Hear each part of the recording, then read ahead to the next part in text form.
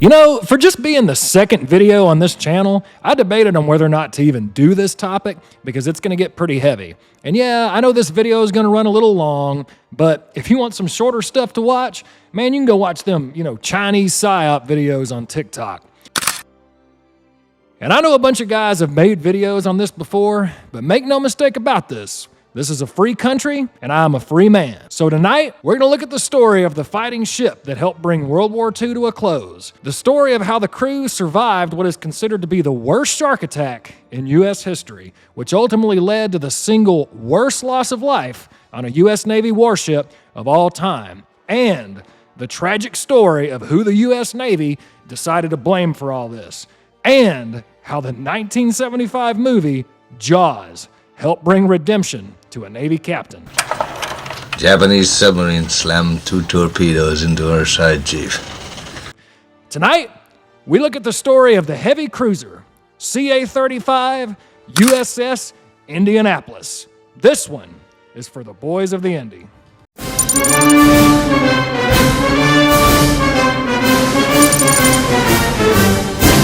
USS Indianapolis was a Portland-class heavy cruiser. She was launched November 7th, 1931. She was 610 feet long, had a crew of 1,195 men, and she carried 9 8-inch guns as her primary battery, and she had an impressive top speed of almost 33 knots. She even carried 3 float planes for reconnaissance and spotting for her main guns. However, she was never equipped with any kind of sonar, hydrophone, or any kind of underwater detection equipment, which wasn't a big deal because a ship like this is usually going to travel with, some destroyers and some other warships. This definitely isn't the case nowadays because modern warships have so much sonar and radar, spy satellites, you can't get anywhere near those things without them knowing about it. So, a heavy cruiser is basically like battleship light. They typically carry a little bit smaller guns, a little bit less armor, but the trade-off is they're a lot faster. But if you clicked on this video, you probably already knew that. So the Indy did some pretty cool stuff in the 1930s. In 1933, she was named the flagship of Scouting Fleet 1. Typically, a flagship gets picked because it's a sexy, powerful warship with enough room for command meetings, a spot for all the big shots to stand around and point at maps, and talk strategy, that sort of thing. Now, keep in mind, a flagship is also where the admiral is going to hang out. These days, flagships are usually like, aircraft carriers and stuff. Matter of fact, President Franklin Roosevelt sailed on the Indy 3 times, including sailing across the equator in November 1936, where FDR underwent the shellback ceremony. As the kids say, if you know, you know. So December 7th, 1941, during the Pearl Harbor attack, the Indy was attached to Task Force 3 and was underway doing some shore bombardment training. Immediately after the attack, Indy was absorbed into Task Force 12 and was ordered to locate the Japanese aircraft carrier strike group that just attacked Pearl Harbor. However, the Japanese carriers were long gone before Task Force 12 got anywhere near them. Indy would go on to serve in the New Guinea campaign and the Aleutian Island campaign. The Aleutian Islands, by the way, are here, near Alaska, by the way. Anyway, the Indy would go on to provide shore bombardment and even destroy a Japanese troop transport during the Aleutian Island campaign. USS Indianapolis would go on to provide shore bombardment in places like Tarawa, Peleliu, Kwajalein, and Iwo Jima. She also fought in the Battle of Okinawa on March 24th, 1945. The Indy and other warships shelled the island for 7 days prior to the Marines landing.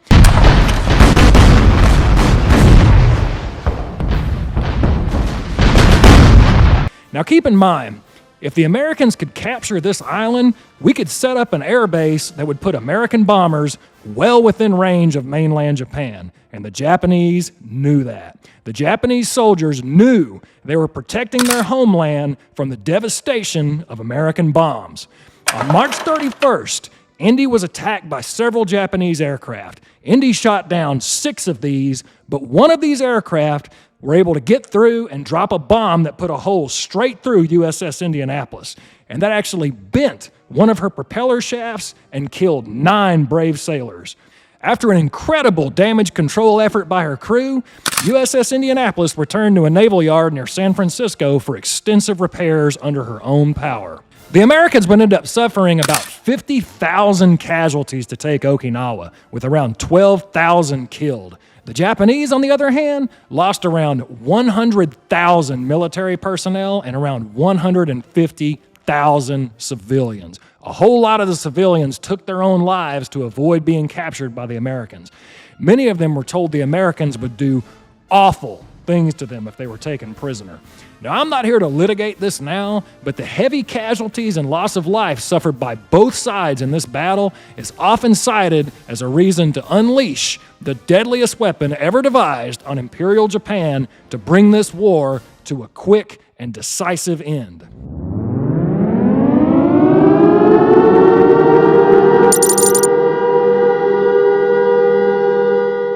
July 16th, 1945, changed the world forever. At 5:29 a.m., the Trinity atomic device was detonated in the New Mexico desert. Hours later, the Indy, now repaired, was given a super top-secret mission. Captain Charles McVay III, the captain of USS Indianapolis, was told to carry these two big-ass containers to the air base at Tinian Island as quickly as possible.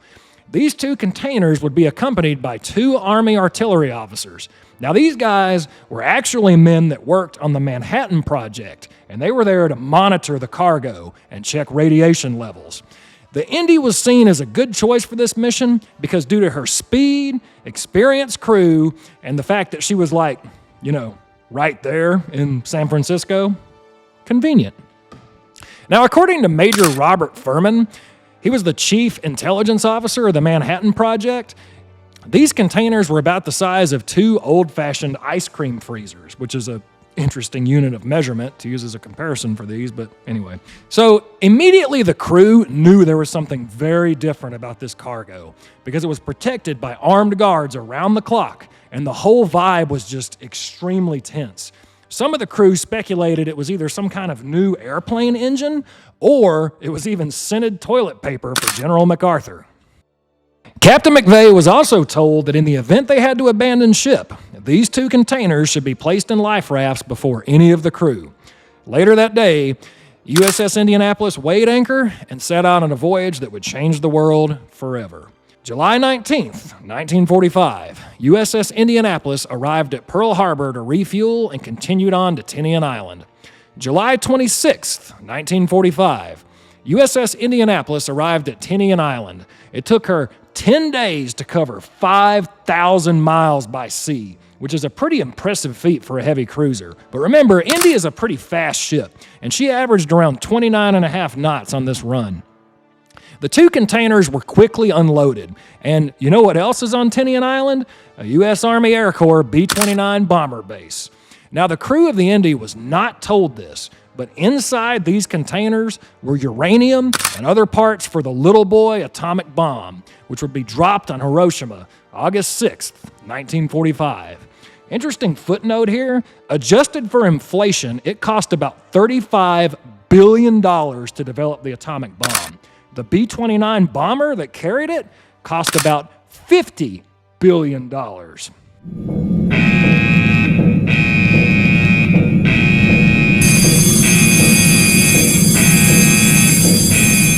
So after USS Indianapolis dropped off her cargo at Tinian, she stopped over in Guam and then was ordered to proceed to the island of Leyte to train for Operation Downfall, the invasion of mainland Japan. Now keep in mind, Captain McVay was no stranger to naval combat, as he took command of USS Indianapolis on November 18th, 1944. This means Captain McVay commanded the Indy through some of the most fierce naval combat of World War II. However, his ship had been being repaired since March, so when Captain McVay asked about the current tactical situation in the Pacific, Commodore James Carter told him, quote, "Things are very quiet, and the Japanese are on their last legs, and there's nothing to worry about." On July 28th, 1945, USS Indianapolis departed Guam en route for Leyte.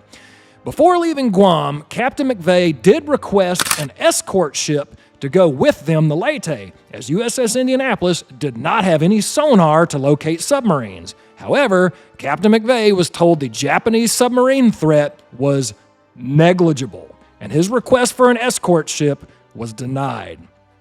Now here's the thing. Pretty early on in World War II, through the Ultra code-breaking program, our naval intelligence guys basically had Japan's, Instagram, Facebook, MySpace, and Yahoo email password. So we had a pretty good idea of what they were doing at any given time because most of their radio communications could be decoded. Matter of fact, before assuming command of Indianapolis, Captain McVeigh worked in naval intelligence, and he was vaguely aware of our code-breaking ability. So Captain McVeigh had every reason to believe he was getting the best information possible. However, the same naval intelligence guys that are briefing Captain McVeigh knew that on July 24th, a group of about 4 Japanese submarines were operating in the area. Matter of fact, the destroyer escort, USS Underhill, was torpedoed and sank by one of these Japanese submarines. Now, why was this information withheld? Well, this was considered top secret, and some of this was not even declassified until the early 1990s, and I'm sure some of it is probably still classified. Worse yet, the Navy believed these submarines were armed with chitin torpedoes. Chitin roughly translates to turn of the heavens will, because the Imperial Japanese believed this sort of weapon would turn the tide of the war in the Pacific in their favor. Now, this was a manned version of the Type 93 torpedo. That's right. This torpedo was launched by the submarine and then driven by a Japanese sailor as a sort of human-guided weapon on board the torpedo. Now, this was the latter part of World War II, and the Japanese resistance was becoming frantic. So the obvious question here is, why did the Navy not tell Captain McVeigh about the Japanese submarine activity in the area he was about to travel through alone, with no sonar? Hell, he probably would have appreciated a little bit of, hey man, the Japanese have like 4 submarines operating in this area that we know about. Matter of fact, they just sank the destroyer escort USS Underhill 4 days ago. Oh, and they have freaking human-guided torpedoes. Captain McVeigh probably would have been like, holy shit, thanks for the heads up. Now, whoever made this decision not to tell Captain McVeigh this information is the real villain of this story, in my opinion. Now, that being said, when Indianapolis departed Guam for Leyte, Captain McVeigh was told zigzagging was optional during this run. So zigzagging is basically where a warship steers in like a zigzag pattern in order to make a torpedo attack more difficult from a submarine. However, by this point in the war, it was understood that zigzagging had minimal effectiveness. Sonar was getting better, targeting computers were getting better, and even submarine crews were getting smarter. Hell, they even used to paint ships with dazzle camouflage, almost like zebras, in order to further confuse submarine crews targeting them through a periscope, because it made it a little bit more difficult to judge a ship's speed, range, and direction if they painted them to look like a zebra. But again, whenever sonar got a little bit better, all of this was rendered pointless. But, I mean, it looked pretty cool, so, that's something. So, at her top speed, USS Indianapolis would be a very difficult target to hit by submarines of the day. Now, keep in mind, when a World War II submarine is underwater, they run on battery power and they are incredibly slow. They might be able to make like 7 knots underwater whenever they're running on their batteries. Now, on the surface, whenever they engage their diesels, they might be able to run at a top speed of like 17 knots on their best day. Now, on her run from Guam to Leyte, Indianapolis was running at a pretty leisurely, like 17 knots or so. Now, bear in mind, she'd been running at her top speed for 10 days, and Captain McVeigh wanted to reduce the strain on the ship's engines. Also, by traveling at this speed, Indy would arrive in Leyte at a pretty good time in the morning to begin her gunnery training in Leyte. Now, one more thing. This stretch of ocean was considered to be like a pretty safe area by Pacific War standards. Now, July 29th, 1945, by the time the sun went down, Indianapolis was sailing in a zigzag course and making around 17 knots. But due to poor visibility at the time, Captain McVeigh ordered the helmsman to stop zigzagging and assume a straight course for Leyte. Steady as she goes. At around 11:05 p.m., Indianapolis is noticed by the Japanese submarine I-58. Now remember, the Indy is not equipped with any kind of sonar or hydrophones, so the Indianapolis is unaware that she is being hunted by a Japanese submarine. I-58 then proceeds to dive and prepare for a torpedo attack on what they believe is a New Mexico-class battleship. Now, I want you to imagine that you're in a combat situation looking through the periscope of a submarine in the dark. Now, this is a New Mexico-class battleship. This is USS Indianapolis. You can probably see how the silhouette of USS Indianapolis resembles a New Mexico-class battleship. Anyway, because of how dark it was that night, the captain of I-58, Commander Hashimoto, believed his Kitons would have a hard time finding their target and chooses to run his standard torpedoes instead.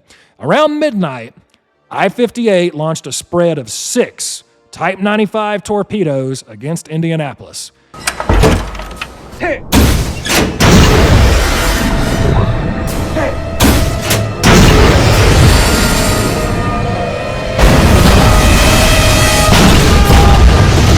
Two of these slam into Indy's starboard side.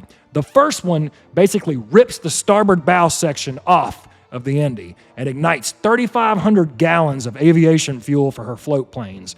The second one hits amidships and sets off ammunition magazines, ignites fuel tanks, and causes all kinds of secondary explosions. This almost rips Indianapolis in half. Worse yet, she's still traveling around 17 knots, which is letting in a whole lot of seawater. Now remember, the boys on USS Indianapolis are above all else fighting men, U.S. Navy sailors, not some kind of unorganized mob. Captain McVeigh orders his radio men to send out an SOS immediately. However, Radio Room 1 was severely damaged in the torpedo attack and was not online. In Radio Room 2, Chief Warrant Officer Leonard Woods worked frantically to send out an SOS. He ordered the other radio men to grab their life jackets and abandon ship. He would continue to send out the SOS message as long as the Indy stayed afloat. Chief Warrant Officer Leonard Woods would unfortunately go down with the USS Indianapolis. Here's his memorial, but his body remains with his shipmates on the bottom of the Pacific Ocean. In about 12 minutes, USS Indianapolis would disappear below the waves. Now, I wasn't there, but I'll let you hear what it was like from a real American warrior, U.S. Marine Corporal Edgar Harrell.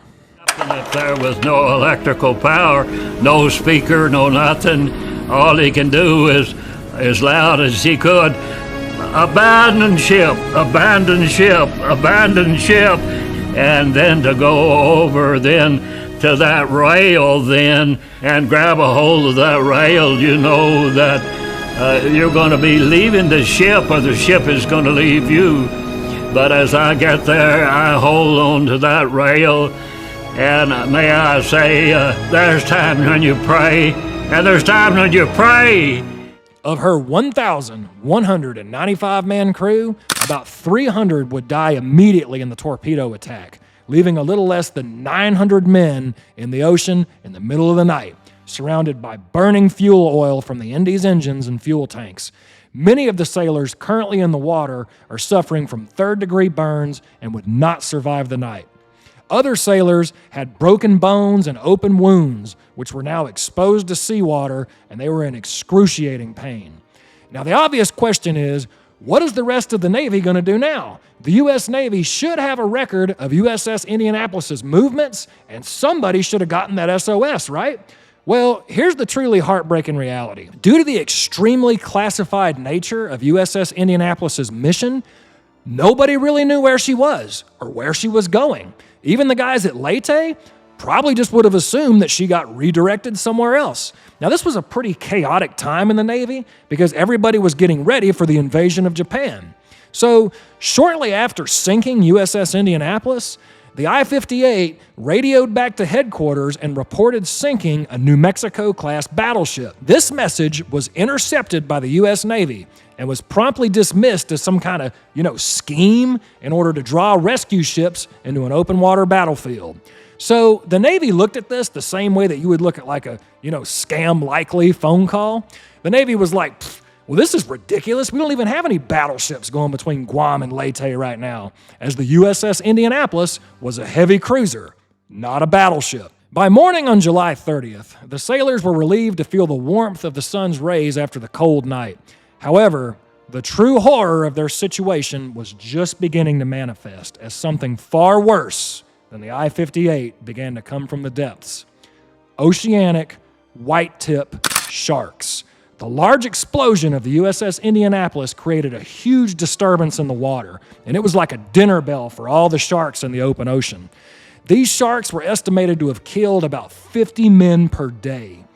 As the days dragged on, more men suffered from dehydration, and some began to actually drink the salt water. This only made their situation worse, because then they started hallucinating, believing there was like an island just off in the distance, and many men would swim away from the group and never be seen again. Some believed if they filtered the salt water through their fingers before they drank it, they would be okay.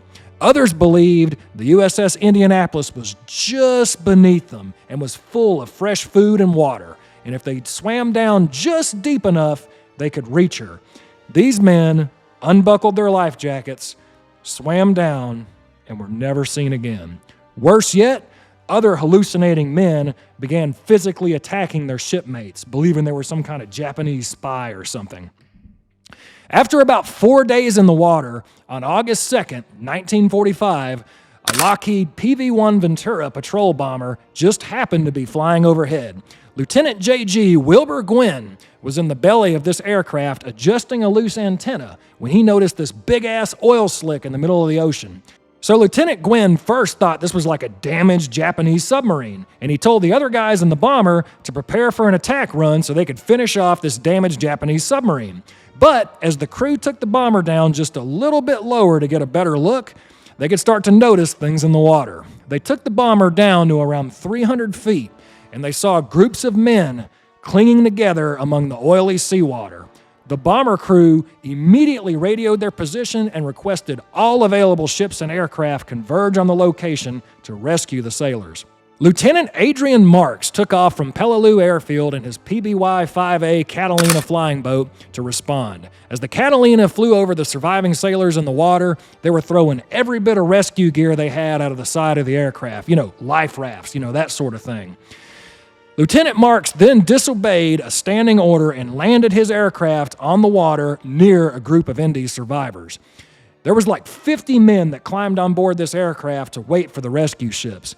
Obviously, as soon as the aircraft landed in this rough seas, it did so much damage to the aircraft, she would never be able to fly again, but it was able to provide a temporary refuge for the exhausted sailors. Now, just before midnight, the destroyer escort USS Cecil J. Doyle arrived, and even though there were obviously Japanese submarines operating in the area, Cecil Doyle turned on her searchlights to actively search for and pull men out of the water. Out of the 1,195-man crew on USS Indianapolis, Cecil Doyle and other rescue ships pulled 316 men out of the water. 2 later died, leaving 314 survivors, including Captain Charles McVeigh. When the little boy atomic bomb was dropped on Hiroshima, August 6, 1945, there was a message written on the side of the bomb case. Greetings to the Emperor from the men of USS Indianapolis.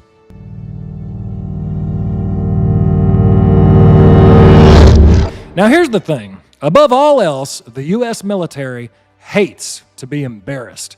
Have you ever thought about why something is considered classified or secret? Well, with few exceptions, the reason is it's embarrassing to the government. Now, the U.S. Navy knows they cannot just secret away the deaths of about 880 men. This was the largest loss of life on a U.S. Navy warship, and somebody had to be held accountable for it. The families whose sailors never returned home obviously demanded answers. So after the war, the Navy held a court of inquiry to look into the loss of USS Indianapolis.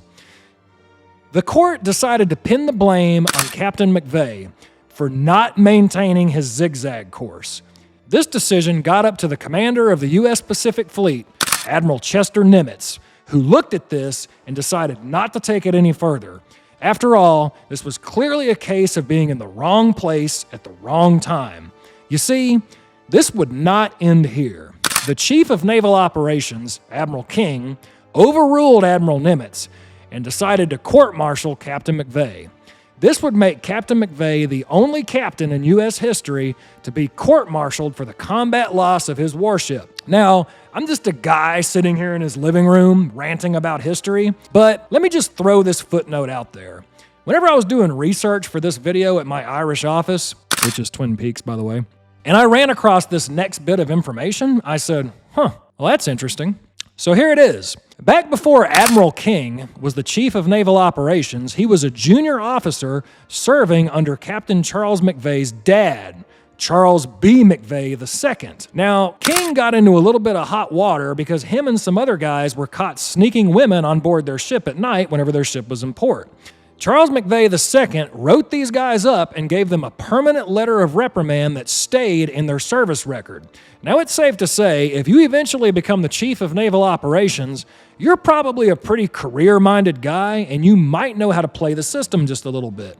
And maybe, just maybe, you might hold a grudge against the guy that tried to torpedo your career in its early stages, or maybe even his son. Now, that being said, Captain Charles McVeigh III would go on trial in December 1945 on these two charges. Charge number 1, not issuing an order to abandon ship fast enough, and charge number 2, endangering his ship by not running a zigzag course. So this trial pans out about how you figured it would. Now, we've all seen movies like, A Few Good Men, Rules of Engagement, that sort of thing, right? And of course, my personal favorite, The Caine Mutiny. Are you a lawyer? Well, I'm a lawyer. I mean, you've made it this far into this video, so of course you've seen these movies, right? Who am I kidding? So, you have the usual stuff go down at this trial, right? They interview the crew, but then the Navy takes an extremely bizarre turn in their case against Captain Charles McVeigh. They bring Commander Hashimoto of the Japanese submarine I-58 to testify against Captain McVeigh.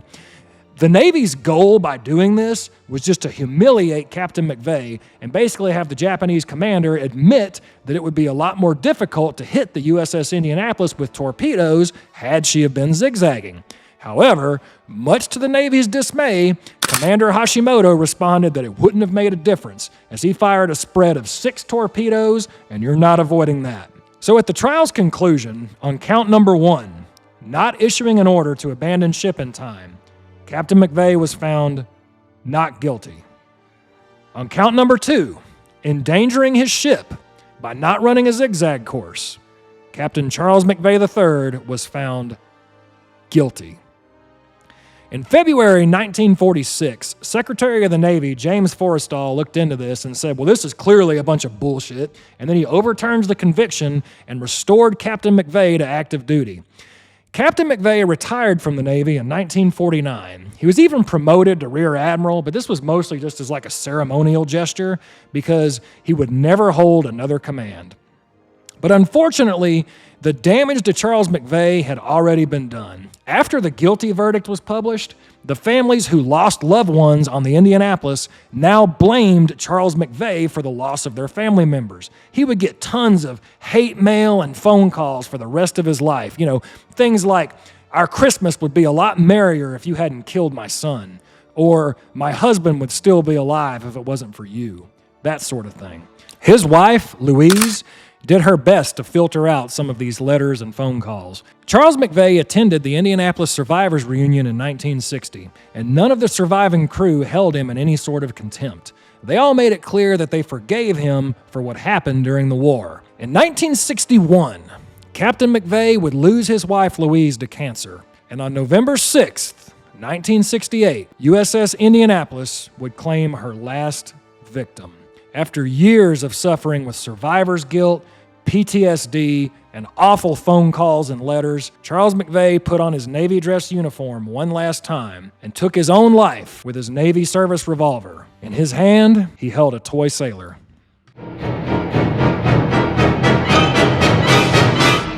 In 1996, a 12-year-old named Hunter Scott watched this scene in the 1975 movie Jaws. Japanese submarine slammed 2 torpedoes into our side, Chief. He was coming back from the island of Tinian to Leyte, just delivered the bomb, the Hiroshima bomb. So that's just a brief clip of that scene, but you can watch the whole thing here on YouTube. If you search Jaws USS Indianapolis scene, you'll find it.